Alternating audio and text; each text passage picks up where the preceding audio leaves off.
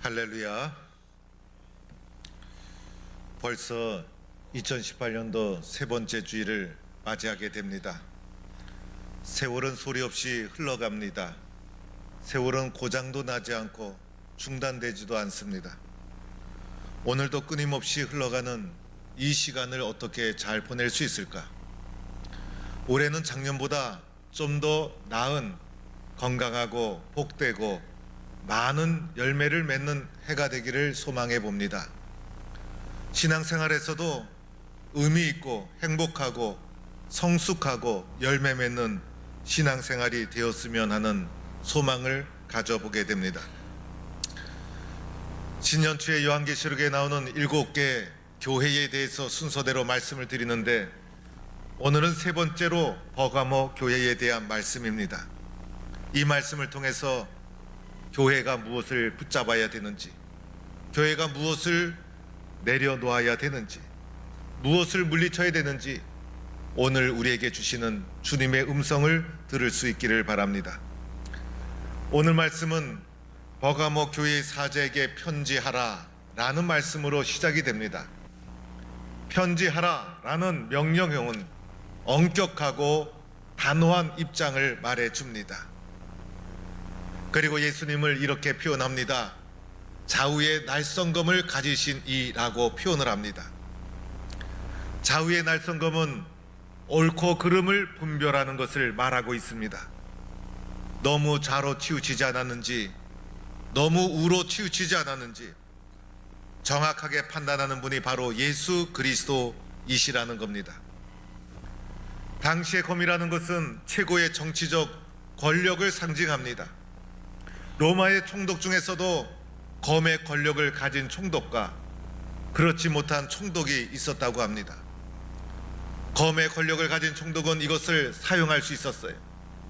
그래서 옳고 그름을 분별해서 때로는 살리기도 하고 죽이기도 하는 엄청난 권한을 검을 가지고 있는 총독이 가지고 있었다는 것입니다. 그런데 예수님을 이렇게 표현하는 것은 예수 그리스도만이 진정한 검의 권력을 가지신 분, 이 세상의 옳고 그름을 가장 정확하게 판단하시는 우주적 심판자로서의 예수 그리스도를 고백하고 있다는 것입니다. 왜 이렇게 예수님을 고백하고 표현하는 것일까요? 그만큼 버가모 교회가 처해진 상황이 위중했던 것이고, 그리고 주님의 정확한 판단이 필요했던 상황 속에 놓여 있었기 때문이었습니다. 예수님께서 이렇게 말씀합니다. 내가 어디에 사는지를 내가 아노니 거기는 사탄의 권자가 있는 곳이라 라고 말씀을 합니다. 예수님은 버가모 교회가 어떤 상황에 처해 있는지, 버가모 교회가 어떤 상황에 놓여 있는지 주님은 다 알고 계신 것입니다. 버가모 교회는 아주 오래된 도시 중에 하나였습니다. 이 버가모는 두 번째 교회 서머나처럼 당시에 가장 번성했던 황제 숭배가 드려졌던 유명한 도시입니다. 이곳에서는 기원전 29년에 이미 황제를 숭배하는 신전이 세워집니다. 성 안에 로마의 각종 신전이 세워지는데 황제뿐 아니라 로마의 각종 신들을 섬기는 신전이 이 버가모 곳곳에 세워지게 됩니다. 버가모는 높은 언덕에 세워진 도시였는데 그 도시 중앙에 제우스 신전이라는 엄청난 신전이 세워져 있었습니다. 그래서 오늘 말씀에 사탄의 권자가 있는데 이렇게 이곳을 표현하고 있는 것입니다. 이 도시에 살면서 황제 숭배를 피해갈 수가 없었습니다. 이들이 처한 상황을 주님은 이렇게 다 알고 있었다는 것입니다. 그러다 보니 버가모 교회 성도들은 편하게 신앙생활을 할 수가 없었습니다. 황제 숭배를 거부하다 보니 핍박을 피할 수가 없었습니다.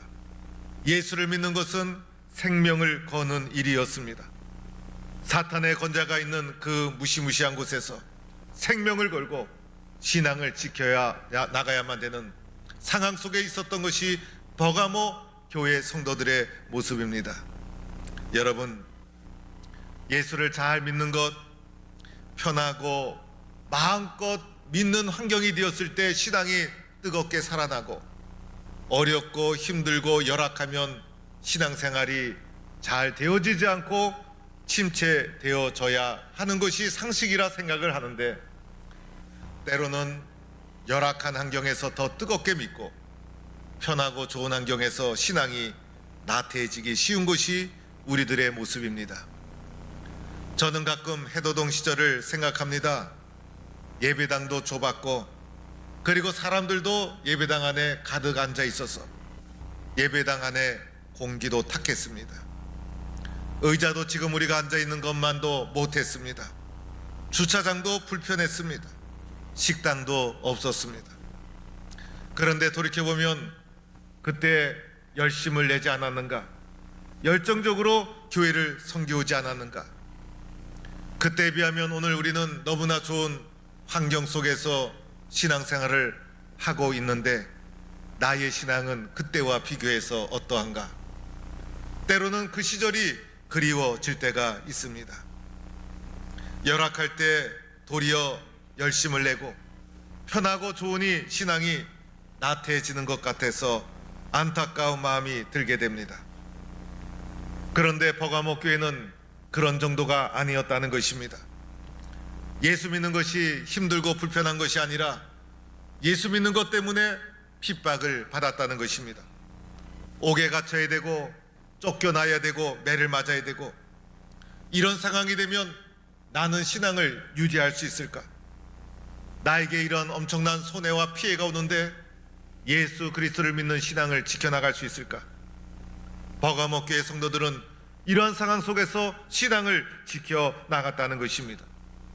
이들에게 있어서 신앙생활하는 것은 죽느냐 사느냐의 문제, 이런 엄청난 위기적 상황 속에서 믿음을 충성스럽게 지킨 교회가 버가모 교회였다는 것입니다. 그 중에 안디바라는 성도가 있었습니다. 안디바는 참으로 충성스럽게 예수를 믿는 성도였습니다. 그는 예수 그리스도를 고백하는 믿음 때문에 황제 숭배를 거부하게 됩니다. 마침내 그가 순교를 하게 됩니다. 서머너 교회에는 폴리캅이 있었더라면 버가모 교회에는 안디바라는 순교자가 있습니다. 그러나 이 안디바가 순교할 때 어떻게 순교를 한 줄 아십니까? 손과 발이 묶인 채로 철판에 불이 지펴져서 철판에서 구워져서 순교한 사람이 안디바였다는 것입니다. 이 모습을 지켜본 성도들이 얼마나 무서웠을까? 공포감이 그들 가운데 엄습해 왔을 것입니다. 예수를 믿는 것은 사느냐 죽느냐의 문제, 이런 환경 속에서 신앙을 포기하고 저버리는 것이 당연한 일이었음에도 불구하고 이들은 믿음을 저버리지 않았다는 것입니다. 오늘 13절 말씀해 보니 내가 내 이름을 굳게 잡았다고 말씀하고 있습니다. 이런 상황 속에서도 이들이 주님의 이름을 굳게 잡았습니다. 여기서 우리가 주목할 단어는 굳게 잡았다는 표현입니다.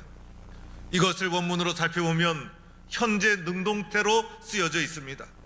현재 당하는 고난을 능동적으로 적극적으로 지속적으로 이렇게 주님을 굳게 잡고 헤쳐나갔다는 것입니다. 고난이 닥치고 환난이 닥칠 때 어떻게 그것을 이겨나갔습니까? 주님의 이름을 굳게 잡고 능동적으로 자발적으로, 그리고 먼저 스스로 이렇게 고난과 시련을 이겨나갔다는 것입니다. 이 가정 속에서 얼마나 많은 고난이 뒤따랐을까? 얼마나 많은 마음의 부담과 힘이 들었을까? 육신의 고통도 있었고 말 못할 시련도 많이 있었을 것입니다. 예수를 믿지 않는다고 말 한마디만 하면 되는데, 나는 예수를 모른다고 부인하기만 하면 되는데 차마 그 말을 할 수가 없어서 버가모 교회 성도들은 이렇게 큰 고난과 시련을 받게 되었다는 것입니다. 버가모 교회 성도들은 이렇게 예수님의 이름을 굳게 잡고 믿음으로 고난을 헤쳐나간 성도들, 우리 동북교회 모든 성도들도 예수님의 이름을 굳게 잡고 오늘의 고난과 시련을 넉넉하게 이겨나가는 성도가 될 수 있기를 축원합니다. 공중 고개하는 것을 보게 되면 이쪽에서 공중 고개하는 사람이 그네를 타고선 건너편으로 넘어가게 됩니다. 건너편으로 넘어가는 과정 속에서 공중에서 회전을 몇 바퀴 하면서 그때 순간적으로 건너편에서 오는 고개사의 손을 꽉 잡고 건너편으로 넘어가게 됩니다. 이때 손을 잡는 것은 죽느냐 사느냐의 문제. 물론 고개사들이 고개할 때는 밑에는 안전망이 설치되어 있지만은 이 손을 잡지 못하면 떨어져 죽을 수밖에 없는 것입니다. 사느냐 죽느냐의 문제. 그런데 공중에서 몇 바퀴 회전을 하면서 건너편에서 오는 고개사의 손을 꽉 잡고 그리고 건너편으로 안전하게 건너가게 되면 조마조마한 마음으로 지켜보던 모든 관중들은 우리와 같은 박수를 보내게 됩니다. 우리도 험난한 이 세상 살아가면서 예수님의 이름을 두 손으로 꼭 잡고 험난한 파도를 헤쳐나가는 성도들이 되어야 합니다. 우리가 종종 부르는 복음성 중에 이런 찬양이 있죠. 주님여 이 손을 꼭 잡고 가소서. 약하고 피곤한 이 몸을 폭풍우 흑암 속 해치사 빛으로 손잡고 날인도 하소서. 인생이 힘들고 고난이 겹칠 때 주님여 날인도 하소서. 외치는 이 소리 귀 기울이시사 손잡고 날인도 하소서.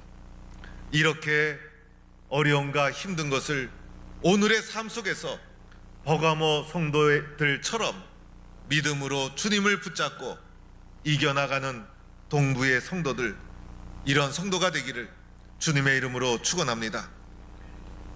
그런데 버가모 교회가 이렇게 훌륭한 교회였음에도 불구하고 오늘 말씀해 보니 버가모 교회가 주님으로부터 책망을 받게 됩니다.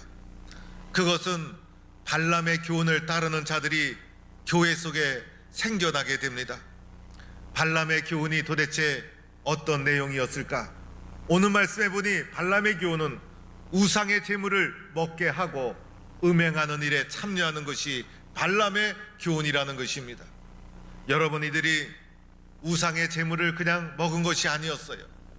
우상 행위에 그들이 동참을 하고 그로 인해서 벌어지는 잔치의 자리에 그들이 참여하게 되었다는 것입니다. 그리고 그 연장선 속에서 일어났던 음행하는 일이 그들 속에 일어난 것이고 이곳에 동참하는 사람들이 나타나게 된 것입니다. 영적으로 윤리적으로 교회가 타락하게 되는 것입니다. 이것을 발람의 교훈을 쫓는 자, 니고다 당의 교훈을 지키는 자들이라고 표현하고 있는 것입니다. 버가모 교회는 참으로 어려움 속에서 믿음을 지킨 훌륭한 교회였지만은 성도들 가운데 덜어는 황제 숭배에 동참하고 신전에서 일어나는 음행하는 일에 동참하는 자들이 나타나게 되었다는 것입니다. 외적으로는 엄청난 핍박을 한마음으로 견디어 나갔지만은 교모하게 사람의 마음을 유혹하는 내적인 유혹 앞에는 사람들이 흔들리고 넘어가는 자들이 생겨나고 만 것입니다. 이들이 이런 유혹에 넘어가 황제 숭배에 동참하게 된 이유가 있었습니다. 먼저는 황제 숭배가 보편적인 현상이었기 때문이었어요. 로마가 다스리는 모든 도시에는 황제 숭배가 보편적인 문화였고 종교 행위였다는 것입니다.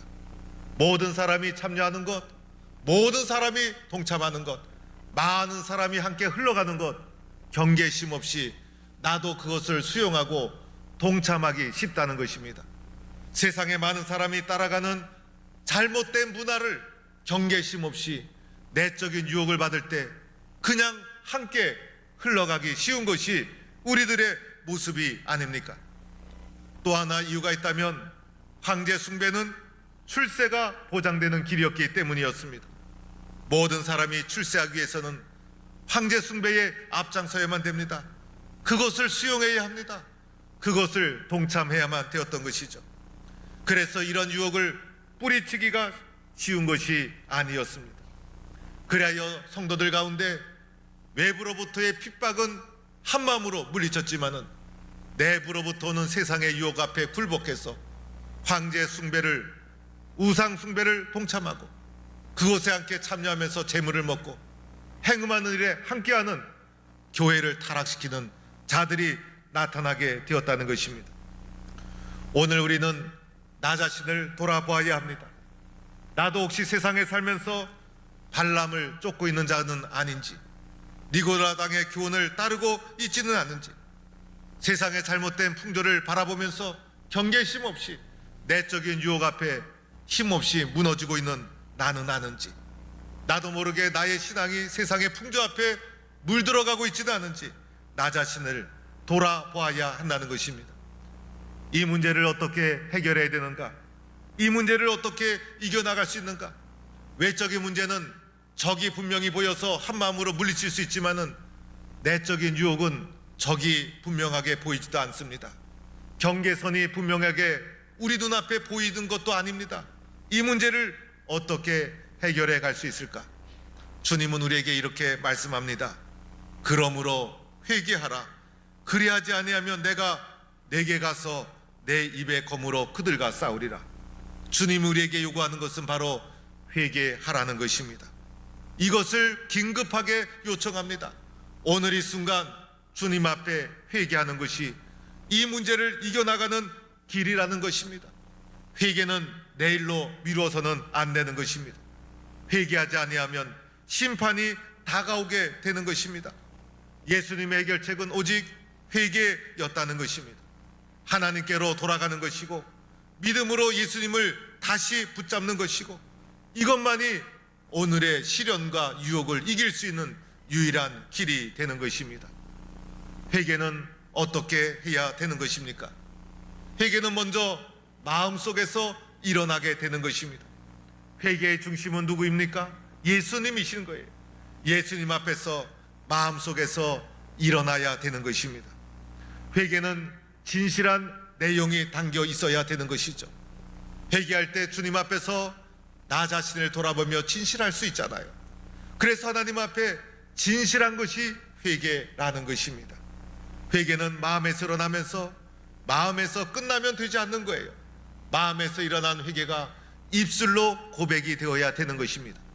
내 입술로 고백된 회개의 음성을 내 귀로 들어야 되는 것입니다. 내 귀로 듣는 순간 그것에는 부끄러운 내용이 담겨 있어야 되는 거예요. 그래서 부끄러워서 견딜 수가 없어야 되는 것입니다. 그래서 마음을 찢는 심정이 되고 눈물이 나오고 주님의 사랑에 부응하지 못하는 삶을 살아간 나를 부끄럽게 여기게 되고 주님을 다시 한번 붙잡고 이런 회개가 하나님 앞에서 끊임없이 일어나야 된다는 것입니다. 이것만이 내적인 유혹을 이길 수 있는 길이 된다는 것입니다. 우리 교회는 지금 새벽마다 고린도 전서를 묵상하고 있습니다. 고린도 전서를 묵상하면서 제 자신이 바울의 모습 앞에서 얼마나 많은 감동을 받게 되는지 모릅니다. 바울의 모습을 보면 철저하게 예수 중심, 철저하게 복음 중심, 철저하게 영혼 구원의 열정을 가지고 복음을 전합니다. 교회의 문제를 다룰 때도 사도 바울의 관점은 철저하게 교회의 덕입니다. 철저하게 교회의 유익입니다. 복음 먼저, 교회 먼저, 예수님 먼저, 영혼 구원 먼저. 그것을 위해서라면 자신을 늘 아낌없이 내려놓습니다. 가장 많이 수고했음에도 불구하고 가장 겸손하게 자기를 내려놓습니다. 주님의 복음을 위해서라면, 교회를 위해서라면 자신을 아낌없이 내려놓는 철저한 교회 먼저, 주님 먼저, 예수님 먼저, 이런 사도 바울의 신앙의 모습을 새벽마다 묵상하면서 저 자신도 저 자신을 돌아보면서 때로는 감동도 받고 은혜도 받고 회개의 모습을 회개하는 그런 시간을 가지게 됩니다. 사랑하는 성도 여러분, 우리는 잘 믿어야 합니다. 우리는 더 잘 믿어야 합니다. 더 열심을 내야 되는 것이고 더 충성해야 되는 것이고 더 깊이 있게 예수님을 알기 위해서 늘 노력해야 합니다. 주님, 저는 부족합니다. 주님, 저는 연약합니다. 저는 주님을 더 가까이 하고 싶습니다. 주님을 더 헌신하고 싶습니다. 주님을 더 깊이 만나고 싶습니다. 그래서 더 잘 믿지 못해서 안타까운 심정으로 주님 앞에 나날이 나가야 된다는 것입니다. 교회 나와서도 빈자리를 볼 때마다 안타까운 심령이 들어와야 됩니다. 금요 심야 기도에 열심히 참석해서 뜨겁게 기도하면서 눈물을 흘려야 합니다. 교회 중직자가 먼저 기도의 자리에 엎드려야 합니다. 교회에서 많이 기도해야 될 사람이 도대체 누구일까요? 내가 기도의 자리를 지키지 않으면 교회가 흔들린다는 생각을 가져야 합니다. 주님, 기도하지 못한 저를 용서하여 주세요. 주님, 기도의 자리를 지키지 못한 나를 긍휼히 여겨주세요. 주님을 생각하면 늘 우리의 심령 속에는 주님의 큰 사랑 앞에서 불충성했던 우리들의 모습이 드러나게 됩니다. 권사님들의 기도 소리가 교회를 울려야 합니다. 구역장들의 영원 사랑의 마음이 강물처럼 흘러가야 합니다. 장로님, 집사님들의 아름다운 예배의 본이 모든 성도들에게 귀감이 되어야 합니다. 후배들은 믿음의 선배들만 바라봐도 은혜가 되어야 합니다. 나도 저렇게 믿어야 되겠다. 나도 저렇게 본받아야 되겠다. 그래서 주님의 공동체를 아름답게 이루어 가야 되는 것입니다. 우리의 마음속에 오직 예수만이 보여야 합니다. 우리의 심령 속에 오직 예수만이 있어야 합니다. 어떻게 하면 예수를 잘 믿을까? 이것만이 사는 길인 것입니다. 여러분, 세상에 1등하기 위해서 살지 마시기 바랍니다. 그것이 성공하는 길이 아니라는 것입니다. 어떻게 하면 예수를 잘 믿을까? 어떻게 하면 예수 중심으로 살아갈 수 있을까? 이것이 우리의 심령의 중심이 되어야 하는 것입니다. 사랑하는 성도 여러분, 버가목교회는 참으로 훌륭한 교회였죠. 믿음으로 예수의 이름을 꼭 붙잡고 어려움과 시련을 헤쳐나갔습니다. 더 잘 맺기 위해서 끊임없이 주님 앞에 회개하며 엎드리는 교회였습니다. 믿음과 회개, 이것이 세상을 이기는 길인 것입니다. 믿음과 회개, 이것이 내 심령 속에서 우리 교회 속에 가득 채워져야 합니다. 이것이 바로 성도의 모습인 것이고 교회의 모습인 것입니다. 오늘 예수님께서 마지막으로 이렇게 말씀합니다. 이기는 그에게 감추었던 만나를 주겠다는 것입니다. 여러분, 만나는 무엇입니까? 예수님이 주시고 하나님이 주시는 생명의 양식 아닙니까? 만나가 없이는 우리는 한시도 살 수가 없는 것입니다.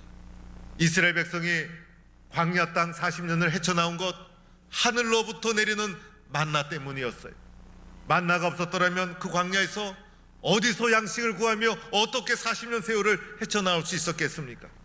우리들이 사는 것은 주님이 주시는 만나 때문인 것입니다. 이 만나를 먹어야 살 수가 있는 것이고 승리할 수가 있다는 것입니다. 그런데 그 만나가 보이지 않습니다.